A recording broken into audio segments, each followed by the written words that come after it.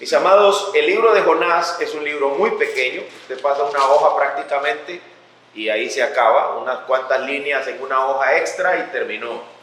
Es un libro pequeño, es un libro histórico más que profético. Cuando uno lee las profecías, cuando usted lee las profecías de Isaías, Ezequiel, Jeremías, cuando usted lee otros profetas, tiene una mejor impresión de una profecía, tiene la impresión de un hombre diciendo Dios dice esto, Dios dice lo otro, hablando, dando la profecía de Dios a un pueblo exactamente, cualquiera que sea a quien el profeta estaba dirigiéndose.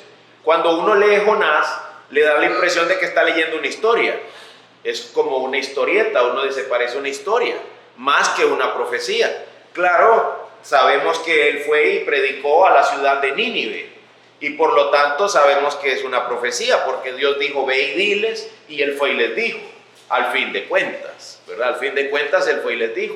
Sin embargo, más allá de eso, Jonás se parece un libro, estoy hablando del libro de Jonás, no del personaje.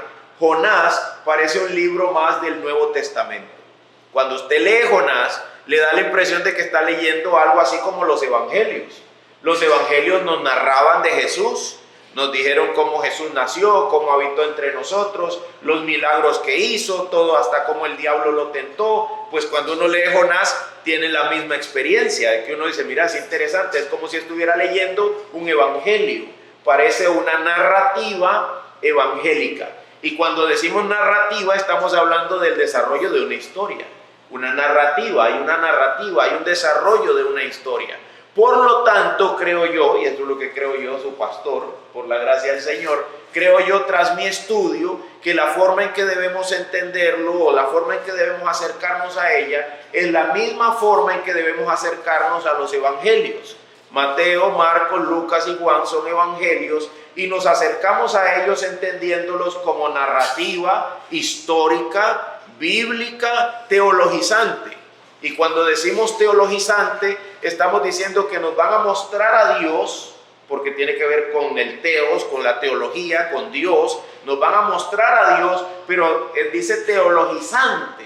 Esa última parte de gizante tiene la idea de que me quiere transformar, de que me quiere convertir a mí, a Dios, al Dios verdadero, al conocimiento del único Dios verdadero. Eso es muy importante. Así que Jonás es narrativa bíblica teologizante. Es una narrativa que nos va a hablar de Dios, es bíblica porque es la palabra de Dios, no es una historia cualquiera, pero es una narrativa bíblica que quiere convertirme a mí al Dios verdadero. Quiere mostrarme al único Dios y que yo lo conozca, que yo lo comprenda, que yo tenga una relación con ese Dios verdadero. Así que nos vamos a acercar a Jonás con esa misma mentalidad. Recuerde, es teologizante. No voy a alegorizar. Alegorizar es tomar un pasaje de la Biblia y empezar a darle sentidos que no sabemos si los tiene o no los tiene. En cambio, teologizar es mostrarnos lo que Dios dice y cómo quiere Dios que respondamos a eso. Eso es diferente, eso es bíblico, eso glorifica el nombre de Dios. La palabra de Dios, la Biblia, es la revelación de Dios para nosotros, de manera que nosotros conozcamos al único Dios verdadero y su gran plan de redención, o lo que podemos llamar la metanarrativa, la gran narración de la Biblia, es redimir almas, es la redención del pecador por la gracia de Dios en el Señor Jesucristo. Por medio del Espíritu Santo, utilizando su palabra, a través de la proclamación de la iglesia, pero esa es la gran narrativa de la Biblia. Toda la Biblia está tejida con un gran hilo que se llama redención. Y eso también nos alcanza a nosotros. Eso alcanza también nuestra identidad. Cuando nosotros nos acercamos a Jonás, nosotros vamos a encontrar en primera instancia un tema o un dilema de identidad. Un dilema de identidad. Yo creo que podemos dividir Jonás en tres partes. Parte 1, la pugna entre la voluntad de Dios y la del hombre. Una cuestión de identidad. Lo primero que vamos a encontrar es una pugna entre la voluntad de Dios y la del hombre. Y en esa pugna surge una cuestión de identidad. ¿Quién es quién? ¿Quién dijo que hicieran qué y qué termina siendo el hombre? un tema de identidad. Lo segundo es que la ejecución de la voluntad de Dios es para salvación de todos aquellos que han de creer, a diferencia de la voluntad humana, que es caprichosa. La voluntad humana está representada en Jonás y la voluntad de Dios está representada en Dios, en el Señor, dicen nuestras Biblias. La voluntad de Dios es para salvación. La idea es que Jonás llegara a Nínive y predicara para que esta gente fuera salva. La voluntad de Dios es para salvación. La voluntad del hombre es caprichosa. La voluntad de Jonás, el hombre, ahora sí, el hombre, la voluntad de Jonás no tenía nada que ver con salvación. Y lo último que usted puede encontrar en el libro de Jonás es la irracionalidad y la maldad de la ejecución de la voluntad humana. Cuando el hombre ejecuta su voluntad, lo que va a hacer, lo que va a realizar son cosas irracionales y llenas de maldad. Ya veremos cada uno de esos aspectos a su tiempo, si Dios así nos lo permite. En medio de toda esa maldad humana, en el libro de Jonás, vemos a Dios no solo imponiéndose de forma beligerante. Beligerante significa como que hace pelea, ¿verdad? Como bélico, beligerante. Dios no está solo imponiendo su voluntad de manera beligerante, sino que vamos a conocer a Dios en Jonás, lo vamos a conocer disponiendo, razonando, tratando, lidiando con su creación. Así es como usted va a encontrar a Dios en el libro de Jonás. Lo va a encontrar, repito, disponiendo, razonando, tratando, lidiando con su creación. Como un padre lidia con su hijo, adolescente o niño, que es terco. ¿Han visto eso? Algunos tienen hijos y saben de lo que estoy hablando. Que si yo lo agarro y solo le doy cuero, decía un chiquito, solo le doy cuero, decía él, pero hablando de una flecha. Pues si nosotros agarramos a nuestros hijos y solo le damos cuero, no van a entender el mundo y cómo funciona. Nosotros necesitamos también tratar con ellos. Necesitamos disponer, razonar, tratar, lidiar con ellos, como un padre amoroso. Pues Dios, lo vamos a ver reflejado en Jonás, lidiando con la voluntad del hombre, como un padre amoroso lidia con la irreverencia de su hijo, porque entiende que su hijo es falto de sabiduría, y no solamente eso, requiere su auxilio. Jonás, Nínive, requieren el auxilio del único Dios verdadero. No solo es que me falta sabiduría, es que si Él no me ayuda, estoy perdido. Es que si Él no dispone, si Él no trata conmigo, si Él no habla, si no me guía, si no me enseña, yo no tengo forma de ser salvo. No hay manera de que yo pueda ser redimido. Así que, habiendo pasado por esta breve introducción de lo que usted va a encontrar en el libro de Jonás, vámonos al primer punto de este sermón: Dios y el hombre. Jonás capítulo 1, versículos 1 y un poco del versículo 2. La palabra del Señor vino a Jonás, hijo de Amitai. Y básicamente sin ningún tipo de introducción, el libro simplemente dice: la palabra del Señor vino a Jonás, hijo de Amitai. Y uno dice: wow, aquí no dice nada de hola, buenos días, hoy vamos a hablar sobre tal cosa. Va directo al punto. Esta profecía pequeña, este libro, esta narrativa va directo al punto y dice: vean lo que Dios le dice, levántate, ve a Nínive, la gran ciudad, y proclama contra ella. ¿Por qué? Porque su maldad ha subido hasta mí. Así, de forma clara, concisa, breve, inmediata, dice: este libro trata de Dios y Jonás, hijo de Amitai, y la ciudad de Nínive, que tiene que ir y tiene que hacer lo que Dios le ha dicho que debe hacer. Así que el primer punto es Dios y el hombre. Lo que encontramos en el primer versículo es: la palabra del Señor vino a Jonás. Y usted se pregunta, un tema de identidad, ¿quién es Jonás? Y dice el texto: el hijo de Amitai. El Espíritu Santo, porque la palabra de Dios viene a nosotros por obra del Espíritu Santo. El Espíritu Santo, que es Dios, dice: es el hijo de Amitai. Y de hecho hay muy poco sobre Jonás. Segundo libro de Reyes, capítulo 14. Segundo libro de Reyes, capítulo 14, versos 23 al 25. En el año 15 de Amasías, hijo de Joás, rey de Judá, Jeroboam, hijo de Joás, rey de Israel, comenzó a reinar en Samaria y reinó 41 años. Segundo de Reyes 14, 24. Hizo lo malo ante los ojos del Señor. No se apartó de todos los pecados con que Jeroboam, hijo de Nabat, hizo pecar a Israel. Él restableció la frontera de Israel desde la entrada de Amad hasta el mar de Arabá, conforme a la palabra que el Señor Dios de Israel había hablado por medio de su siervo el profeta Jonás, que es, dice, hijo de Amitai, que era de Gad-Hefer. Es todo lo que sabemos de Jonás. Hijo de Amitai, que era de Gad-Hefer y que era un hombre que era profeta del Señor, conforme la palabra que Dios había hablado por medio de su siervo el profeta Jonás. Creemos que era el mismo sujeto. El que está siendo narrado en Segundo de Reyes es el mismo sujeto del cual nos habla Jonás, el libro de Jonás, en el capítulo 1, versículo 1. La palabra del Señor vino a Jonás, hijo de Amitai. Creemos que estamos hablando del mismo. Así que hijo de Amitai es una fórmula que usted va a encontrar en los libros proféticos y en los libros del Antiguo Testamento. Usted va a encontrar esto, hijo de, hijo de. Siempre aparecía así, la gente era descrita como vinculado a un pariente. Su genealogía era importante, hijo de. A Jesús, ¿cómo se lo describe? En los evangelios, hijo de David. ¿Lo recuerdan? Hijo de David. Esto era importante para los hebreos. Esto le daba identidad. Algunos recuerdan que después de que el pueblo de Israel fue invadido, fue llevado a cautiverio, y cuando volvieron decía que algunos no fueron encontrados su linaje dentro de los libros. Y eso era un gran problema, porque era como decir, ¿y cómo sabemos que tú eres de los de nosotros? ¿Y a qué familia perteneces? Aquí hay un gran problema con el tema de la identidad. Necesitamos tener claro, necesitamos saber quién eres. Así que para los hebreos esto era muy importante, hijo de Amitai. Pero a la misma vez que nos da una identidad con respecto a Jonás, nos muestra características de Jonás. Jonás es un hombre en sumisión. Él es hijo de Amitai. ¿Han oído esa expresión? Dentro de nuestro pueblo dicen, usted no es mi papá. ¿Han oído eso? Usted no es mi papá. O sea, yo no tengo autoridad sobre ti porque no soy tu papá. Pero si tuvieras tu papá y si tu papá estuviera aquí, bueno, seguramente tampoco haría caso. Pero la idea de que usted no es mi papá está diciendo, yo tengo un papá. Yo tengo quien me ponga límites. Así que si tengo un padre, soy un hombre en sumisión.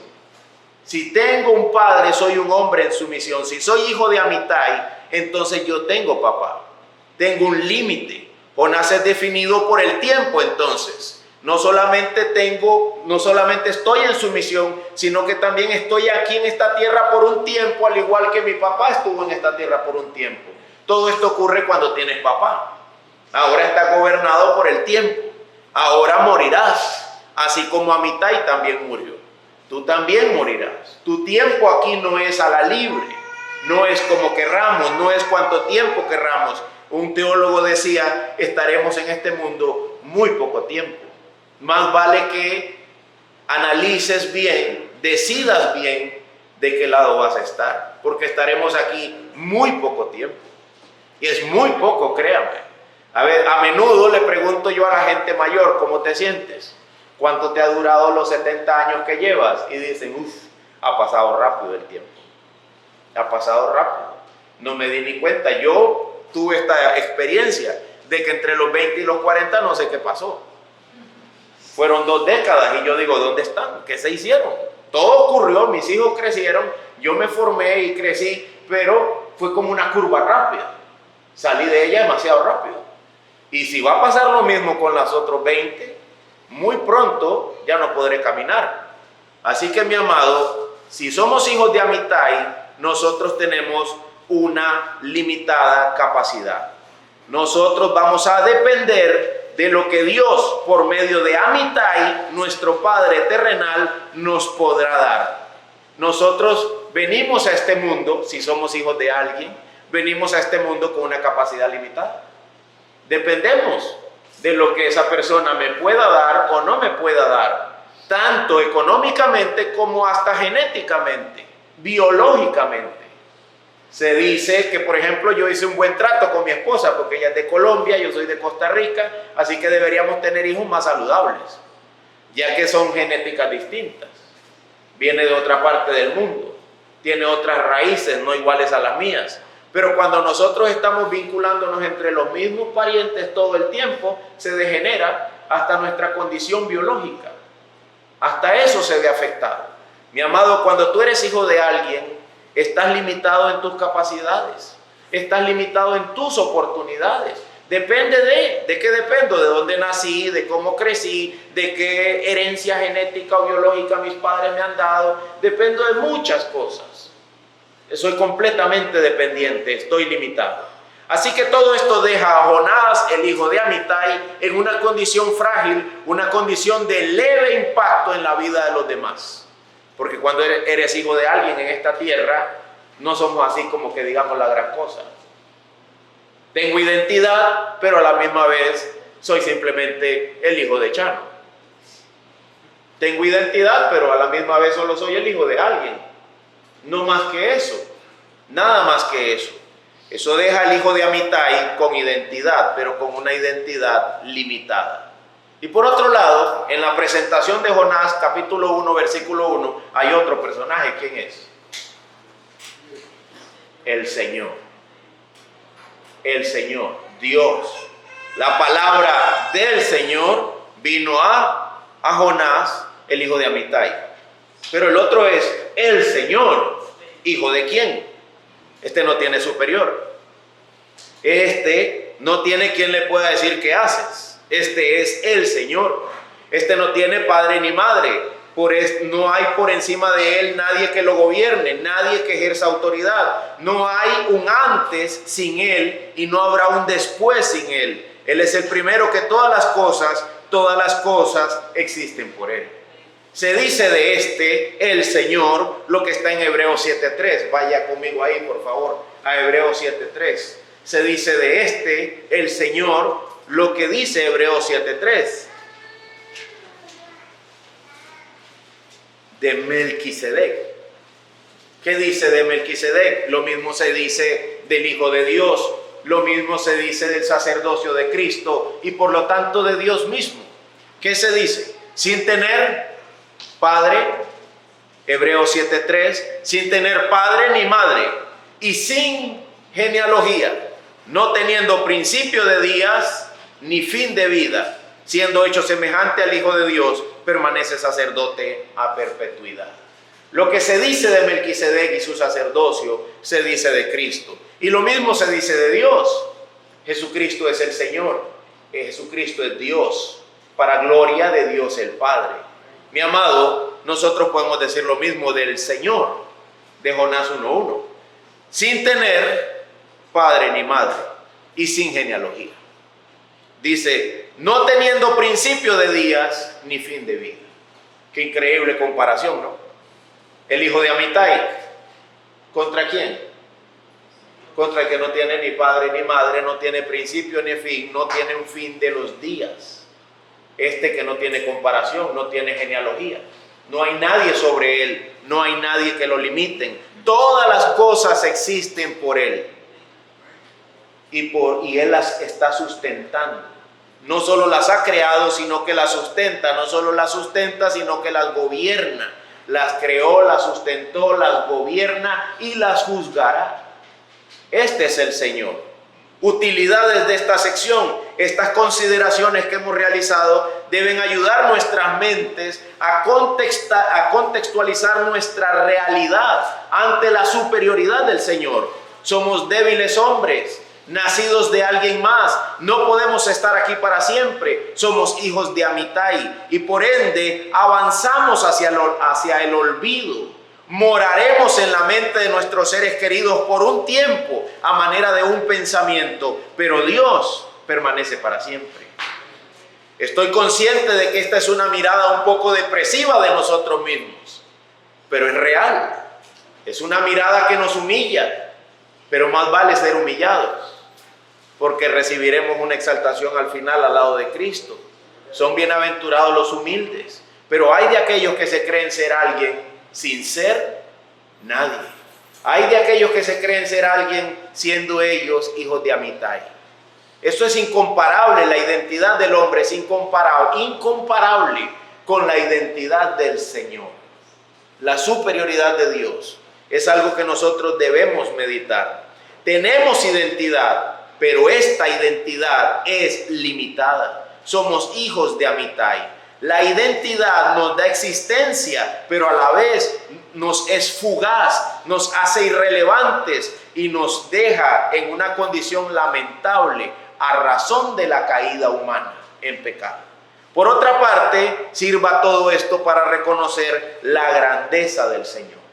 Él es poderoso, su condición no tiene límites, su soberanía es desde los cielos hasta los confines de la tierra. Noten dentro de los aspectos de identidad que el Señor habla con autoridad. Vaya conmigo a Jonás 1:2. Jonás 1:2. Cuando el Señor habla, no el hijo de Amitai, sino el Señor. Cuando el Señor habla, vea cómo dice. ¿Qué dice? Por favor, Jonás, quiero pedirte un favor, ayúdame con esto. Dice así. Dice, levántate. 1. Ve a Nínive. 2. La gran ciudad y proclama contra ella. 3 aspectos de autoridad. Levántate. Ok, ya estoy arriba. Ve a Nínive. Ok, voy para allá y proclama. No hay favores ahí. No es una petición de un favor. Es un mandato. Es una declaración potente de la soberanía de Dios, de su autoridad. Tú vas a ir y vas a hacer lo que yo digo. Y punto. Así como inicia el libro de Jonás, así es Dios. ¿Quién le puede decir qué haces? ¿Por qué? ¿Cuál es la razón por la que debo hacer eso? Nada, el libro de Jonás dice, Dios le dijo a Jonás, haz esto. Porque los que están tratando en esa narrativa son Dios y el hijo de Amitai. El hijo de Amitai depende completamente del Señor que habla al principio. Él debe obedecer, así de simple. Él tiene que tener claro cuál es su identidad. ¿Quién soy yo en la ecuación que está en juego? Así de simple. El Dios poderoso es el que habla con autoridad, pero no solamente Él habla con autoridad, Él también reina con justicia. ¿Por qué debía hacer eso? Dice el texto, porque su maldad ha subido hasta mí. Una preguntita, ¿Amitai quién es? ¿Hombre o mujer? Es un hombre. Hombre, dice la mamá. No, es un hombre. Dice, porque su maldad ha subido hasta mí. ¿Cuál es la razón por la cual debe Jonás hacer esto? ¿Por qué Dios habla con autoridad? ¿Por qué lo está mandando a hacer esto? Porque Él reina con justicia. Presten atención a esta imagen. Un pueblo, Nínive, una gran ciudad, siendo mala. Y la maldad de ese pueblo elevándose como humo hasta la nariz del Dios Todopoderoso. Llegando hasta arriba, hasta la presencia de Dios y diciendo, eso que están haciendo es malo. Y eso ha llegado hasta mí. Nadie le puede decir a Dios, ¿sabes qué? Dios es mi vida, ¿por qué te metes en eso? Nadie puede decir eso. Nadie puede decirle, ¿usted por qué se mete? Los hijos nos dicen eso. A menudo. Ellos dicen, ¿y usted por qué dice eso? Yo quiero hacer lo que me da la gana. Usted no tiene autoridad sobre mi vida. Y en el peor de los casos nos lanzan las acusaciones más agresivas. Yo no le pedí que me naciera, que me trajera a este mundo.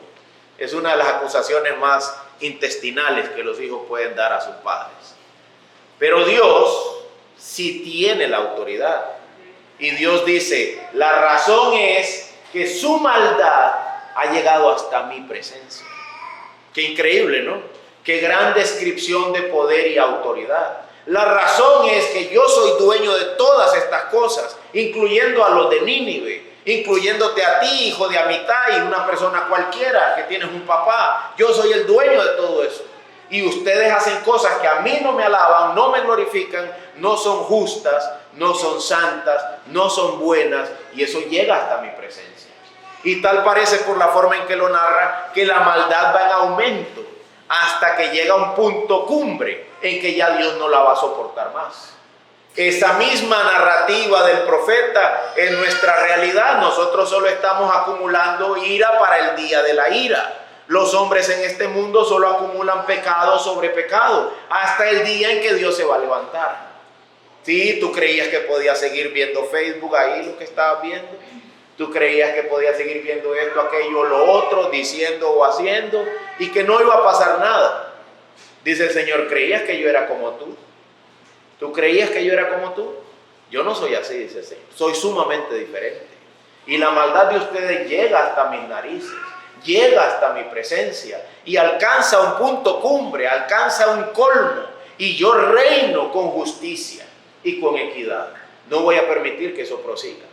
Mi amado, todo tipo de maldad de parte nuestra debería intimidarnos, porque estamos pecando contra el Dios del cielo, creador de todas las cosas. No es contra el hijo de Amitai, es contra el Dios y Señor de todas las cosas. Así que esta simple presentación e introducción debería nosotros ponernos a pensar. Cuando se trata de Dios, el hombre no puede alegar de que por qué te metes con mi vida, sino que el hombre está sujeto al Dios del cielo, que reina con justicia e integridad sobre todas las cosas. ¿Quiere que le diga algo? Más vale que aprendas a ser bueno. Más vale que aprendas a ser santo. Disfrutar de la santidad. ¿Hay pecado ahí? No lo veas. No lo veas. Aléjate. Ciérralo. Quita eso. Bloquea esa página. Quita la mirada. Cámbiate la cera. Haz cualquier cosa. Aprende a disfrutar de la santidad. Aprende a disfrutar de ser bueno, justo y santo. De ser limpio, de ser puro. Sé que estamos en eso. Yo mismo me considero débil y necesitado, pero bajo ese mismo mandato estoy. Aprende a hacer eso. Aprende a hacer eso.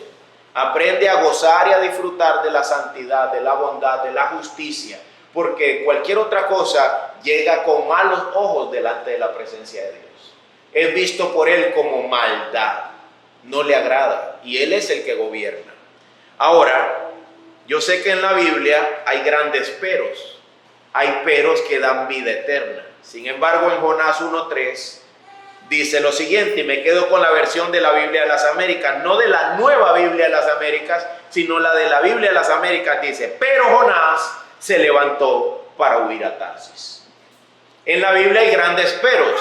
Sin embargo, este pero no es muy alentador que digamos. Ante la semejante presencia del Dios del cielo, al hijo de Amitai se le ocurre hacer algo que no parece ser muy sabio. Dice el versículo 3, Jonás se levantó, en la Nueva Biblia de las Américas, Jonás se levantó, pero para huir. ¿Qué le parece? Jonás se levantó, sí, tal como Dios dijo, pero para huir. Eso no fue muy sabio. Si usted tuviera un mapa, usted vería ve a Nínive. Usted vería a Nínive a un lado en el mapa y yendo completamente en dirección contraria hacia Tarsis. Jonás se levantó, tal como Dios dijo, pero para irse. ¿De qué? De algo que se puede hacer. Jonás se levantó para huir a Tarsis, lejos de la presencia del Señor. Lejos de la presencia del Señor. Y el versículo 3 dice al final, inicia con esto y termina diciendo, ¿qué dice al final? Lejos de ¿quién? Versículo 3, de la presencia del Señor. La predicación expositiva es aquella que convierte el sentido del texto en el sentido de la predicación. No le da otro sentido al texto, sino que toma el sentido del texto y lo predica. ¿Qué es lo que estamos viendo aquí? A un hombre, hijo de Amitai, huyendo, según él, de la presencia del Señor. No obedeciendo, no haciendo caso, levantándose y yéndose lejos de la presencia del Señor. Mi amado, como decía, ciertamente en la Biblia hay grandes peros, pero este pero es lamentable. ¿Por qué? Porque este pero implica huida. Está huyendo, escuchen, desde donde Dios le habla, del lugar donde Dios le habló. Él se está poniendo de pie y se está yendo. Está huyendo de donde Dios lo envía. Desde donde Dios me habló hacia donde Dios me envía, ninguna de esas dos cosas se está tomando en cuenta. Está huyendo de lo que Dios decreta. Hay una reacción de huida, doctrina, diríamos, al mejor estilo de los predicadores del año 1600. Doctrina, alejarse de la revelación de Dios es huir de sus palabras, de su comunicación, de su voluntad. Alejarse de la revelación de Dios. Ahora bien, alejarse puede ser un acto involuntario. hasta por desconocimiento me podría yo alejar, pero huir puede considerarse un acto involuntario. Cuando hay una huida, se ha dado una evaluación. Cuando uno huye de algo, uno ha evaluado algo como malo. Así que prefiero alejarme de eso. Jonás ha evaluado la voluntad de Dios como mala. Y la Biblia dice que la voluntad de Dios es buena, es agradable y es perfecta. Y la Biblia dice que nosotros tenemos un gran problema en nuestra tendencia caída. Le llamamos bueno a lo que Dios llama malo. Y le llamamos malo a lo que Dios llama bueno. Definitivamente, los primeros dos personajes del primer verso de Jonás 1 son dos cosas completamente distintas a causa de la caída. El hijo de Amitai es un pecador y Dios es santo.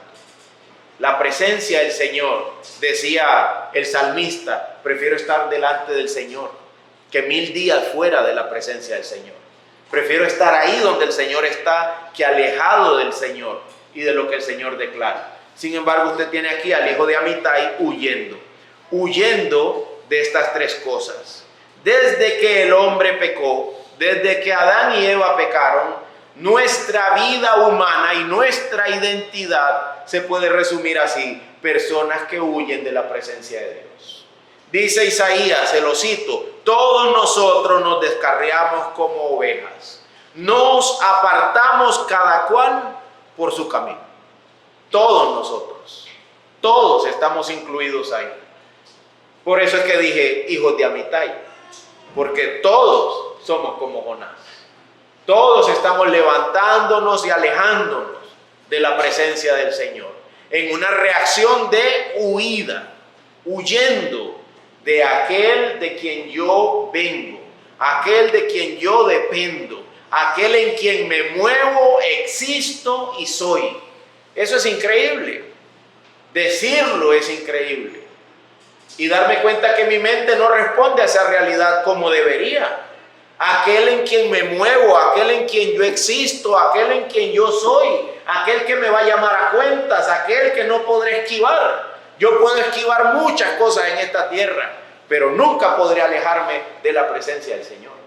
Nunca. No importa dónde el hombre esté, ¿se acuerda el salmista? En la tumba, en lo más profundo, en la oscuridad, donde yo me vaya, ahí estás tú.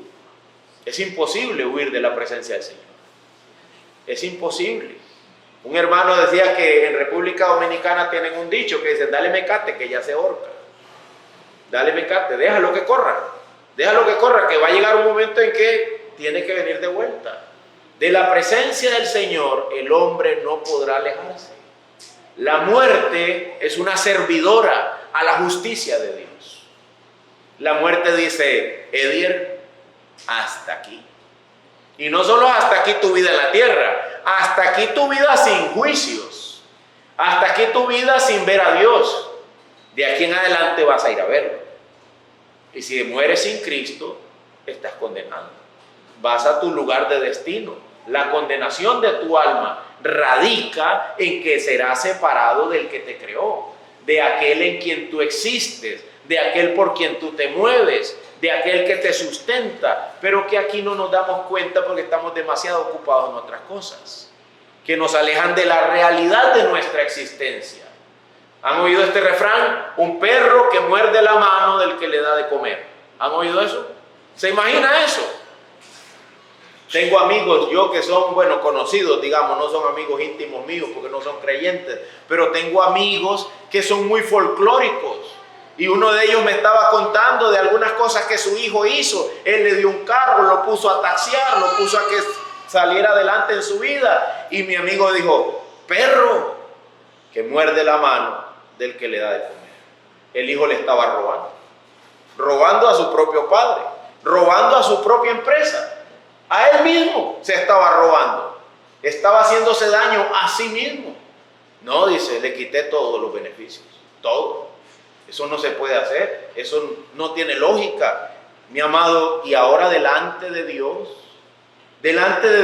oh hijo de Amitai, ¿cómo podemos nosotros pecar? ¿Cómo nosotros podemos pecar? Teniendo tales comprensiones de santidad. Si en Él es el que me sustenta, en Él es que me muevo, en Él es que yo existo, gracias a Él es que yo soy.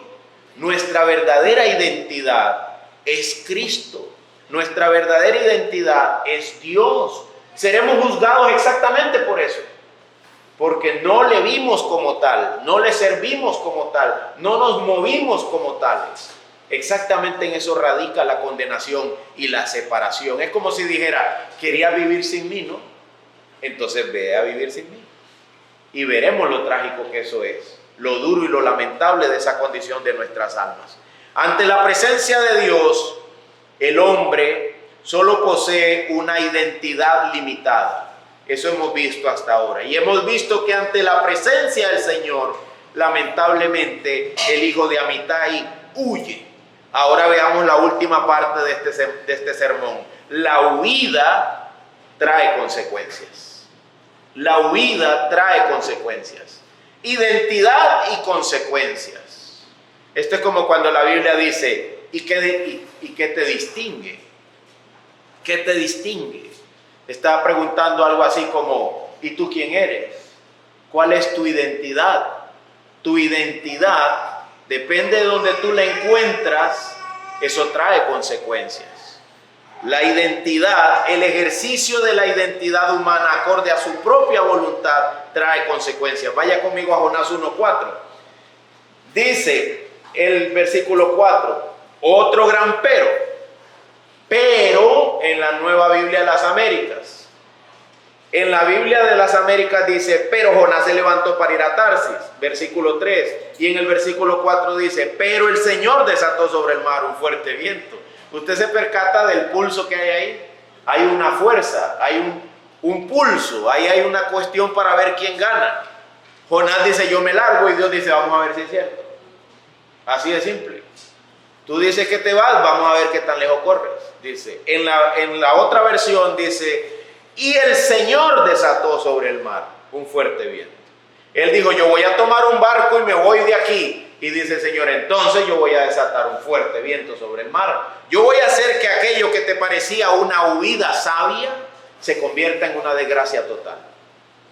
Yo voy a hacer que aquello que tú creías que era la excelencia de la vida que ibas a llevar se convierta en un lugar de terror, de espanto, de muerte para tu alma. Hay unos versículos en la Biblia donde Dios dice que trabajan mucho y se llenan las bolsas de plata, pero pareciera que las bolsas están rotas. Como si el Señor hubiera venido y les hace un hueco. Todo lo que echas ahí pasa de viaje. Y es como si no estuviera haciendo nada. Dios tiene esa capacidad. La Biblia lo declara. Jonás pensó en el mar. Y dice el Señor, ahí voy a llegar. Y voy a desatar, noten que dice, en el mar un fuerte viento. Sobre el mar un fuerte viento. Y hubo una tempestad tan grande en el mar que el barco estuvo a punto de romperse. Y los marineros que están acostumbrados al mar, no los va a asustar cualquier cosa. Y dice, los marineros tuvieron miedo. Eso no ocurre tan fácilmente como para convertir aquello que Jonás pensó que era su vía de escape en un lugar de tormento. Un susto tan grande que los marineros tuvieron miedo. Lo que parece entonces la resolución del conflicto se convierte en un medio de castigo, un lugar de espanto y de terror. Las consecuencias de nuestra huida de la presencia del Señor afectan a otros. Aquí hay unos marineros con el agua al cuello. ¿Por culpa de quién? Del hijo de Amitai. Por culpa del hijo de Amitai.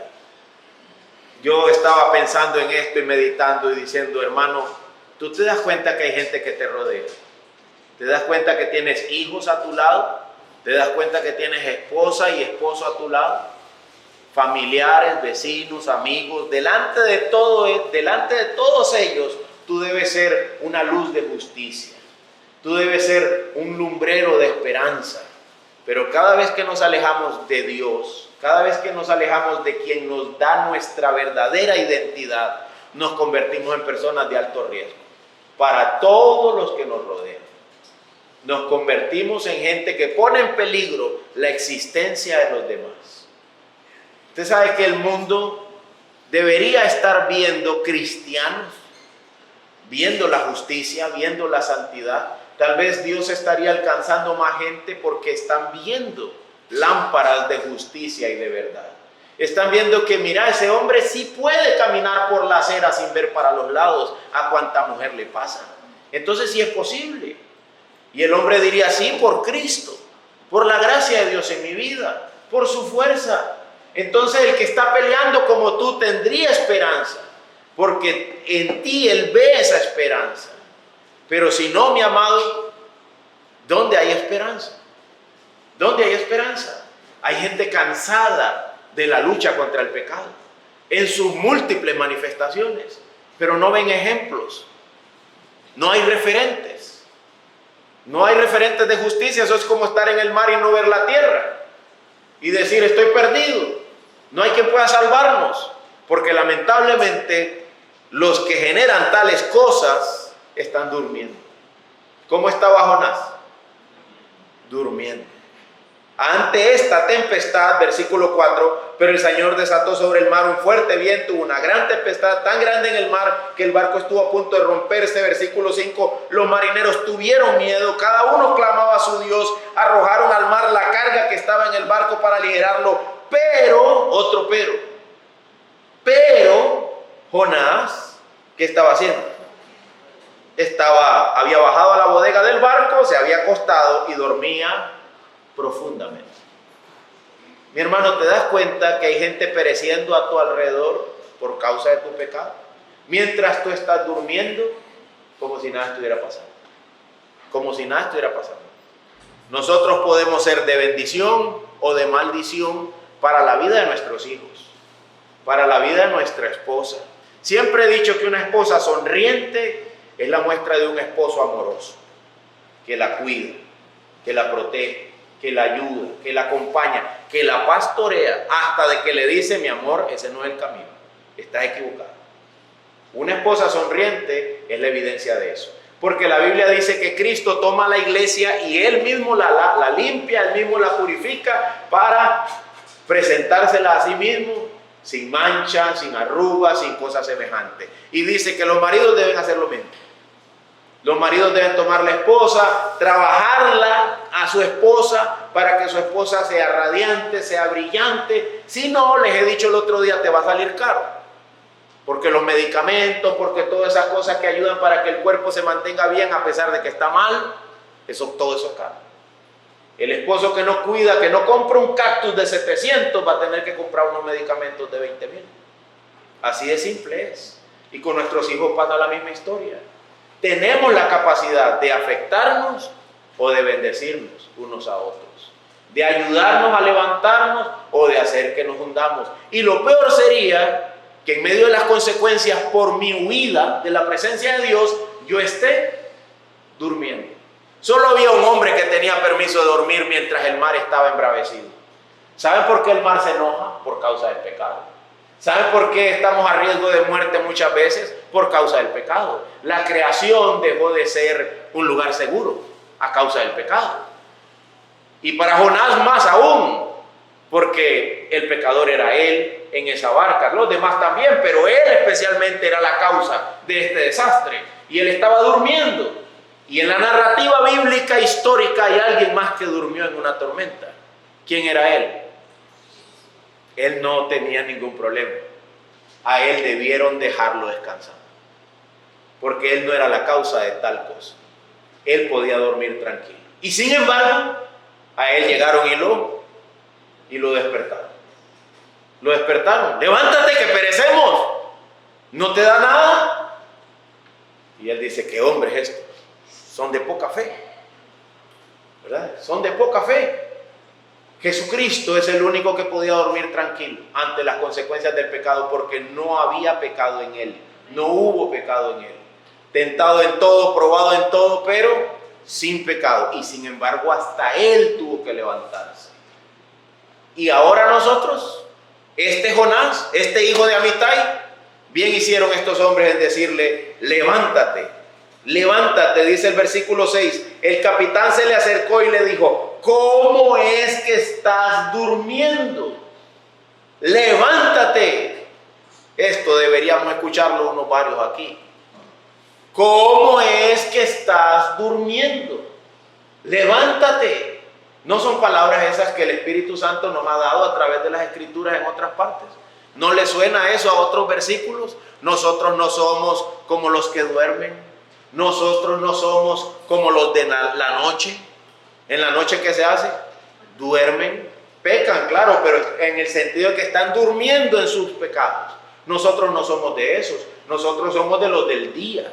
Andemos como en el día. En el día no se supone que estamos durmiendo. En el día se supone que nuestros ojos están bien abiertos, entendemos las consecuencias, sabemos cuál es nuestra identidad, tenemos claro quién es Dios. Entonces, ¿cómo es posible que estemos durmiendo? ¿Cómo es posible que estemos durmiendo? Dice el capitán de este barco. ¿Cómo es que estás durmiendo? Levántate, invoca a tu Dios. Si a ustedes el Espíritu Santo no les dice algo ahí, entonces ¿cómo podría decírnoslo?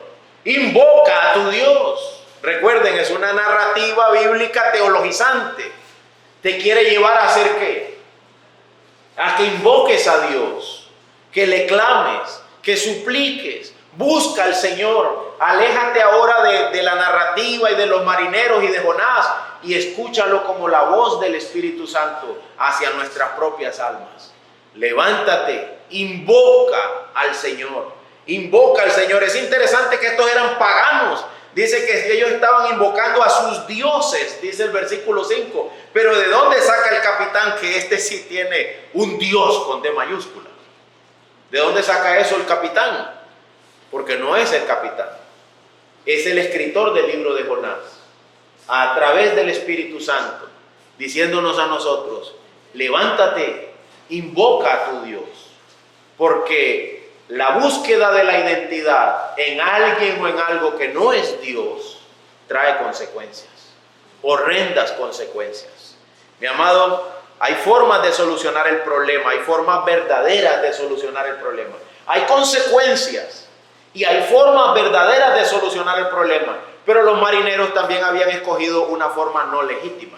¿Cuál era la forma de ellos? Invocar a dioses falsos y tirar del barco todo lo que les estaba, según ellos, generando una situación de crisis. Como diciendo, esto pesa mucho, bótalo, esto pesa mucho, bótalo para mantenernos a flote. Pero ¿qué era lo que había que botar? Era Jonás. No era nada de eso, era Jonás.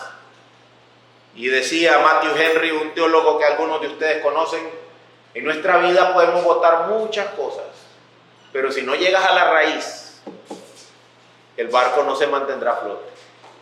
Si no llegas a la raíz del problema, tu vida no saldrá bien librada de esta huida. El problema era que ahí un hijo de Amitai estaba huyendo de la presencia del Señor. Ese era el problema. Recuerden que como una hamburguesa que tiene dos panes, de la misma forma la Biblia dice, huía de la presencia del Señor. Y termina diciendo, huía de la presencia del Señor. Este es el problema. Él huía de la presencia del Señor. Él no estaba viniendo al Señor, sino huyendo del Señor. Y el capitán del barco, ¿qué le dijo? Levántate y ve a tu Dios. Es ahí donde tienes que ir. Y en lugar de eso estás huyendo. En este caso era durmiendo. Como si no fuera con él la situación. Pero la verdadera solución no era tirar cosas del barco. Era buscar la causa legítima. Y echaron suertes. ¿Qué dice la Biblia sobre la suerte? Dice Dios, cuando la tiran, cae en mi regazo. El que gobierna la suerte, soy yo. Así que la tiraron. Sigamos leyendo. ¿Estamos dónde? El versículo 6, el capitán se acercó y le dijo, ¿cómo es que estás durmiendo? Quizá tu Dios piense en nosotros y no pereceremos. Verso 7, y cada uno dijo a su compañero, vengan, echemos suertes para saber por causa de quién nos ha venido esta calamidad. Y echaron suertes, y la suerte cayó sobre el hijo de Amitai, Jonás. Eso ya había pasado también en las narrativas de los profetas, en los libros históricos. A menudo el pueblo de Dios no podía hacer algo y era que había pecado dentro del pueblo. Y tenían que ver dónde estaba el pecado. ¿Se acuerdan? Acán, el pecado de Acán. Da gloria a Dios, hijo mío, y dime, ¿qué has hecho? ¿Qué fue lo que hiciste? Una buena forma de amonestar a los hijos, ¿verdad? Yo le he dicho a los míos, da gloria a Dios, hijo mío, y dime, ¿qué has hecho? Dime la verdad. Deja de ocultar cosas. Muestra tu verdadera identidad. Hey, Jonás, ¿qué es lo que pasa? Dice el versículo 8. Entonces le dijeron, decláranos ahora temas de identidad, presten atención. ¿Por causa de quién nos ha venido esta calamidad? Y aquí están las preguntas, para que no digan que yo estoy interpretando la Biblia a mi manera. Dice, ¿qué oficio tienes? ¿Y de dónde vienes? ¿Cuál es tu tierra y de qué pueblo eres? El problema, hijo de Amitai, es tu identidad. Tu identidad. Dinos, ¿quién eres? Háblanos de ti. ¿Por qué nos vino esto a nosotros? Y oigan lo que Jonás dice. Jonás dijo bien. Él le respondió, soy hebreo y temo al Señor, Dios del cielo, que hizo el mar y la tierra. Muy bien, Jonás. Lo has definido bien.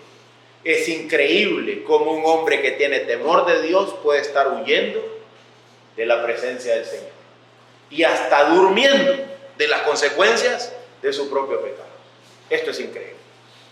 ¿Cómo puede una inconsistencia tan grande habitar en un hombre tan chiquito? ¿Cómo puede ocurrir eso? ¿Cómo puede ser que siendo nosotros tan poca cosa, seamos capaces de vivir y de sobrevivir con una incongruencia tan grande? Teniendo nosotros solamente unos 80 años en esta tierra, siendo nosotros simplemente hombres, y somos capaces de vivir amando a Dios y quebrantando su ley. Esto es increíble, oh hijo de Amitai. Esto es una inconsistencia del tamaño del mundo, en un hombre del tamaño de una hormiga. Nosotros necesitamos ser más íntegros. No podemos ser como Jonás.